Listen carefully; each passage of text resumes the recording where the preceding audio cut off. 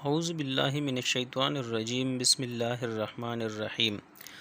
الف لام چینل کی طرف سے آج میں اپنے دوستوں کو ایک دعا سکھاؤں گا جو کہ روزہ افطار کرنے کی دعا ہے۔ بسم اللہ الرحمن الرحیم۔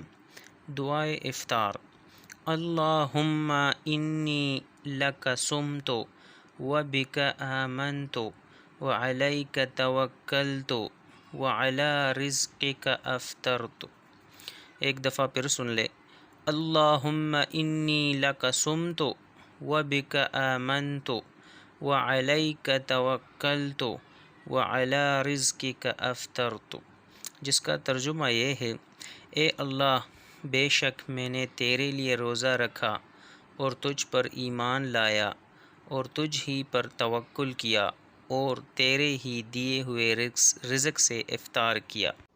آپ دوستوں سے مؤدبانہ گزارش ہے کہ چینل کو لائک کرے، شیئر کرے، سبسکرائب کرے اور بیل کی گھنٹی کو دبائیے۔ السلام علیکم ورحمۃ اللہ وبرکاتہ۔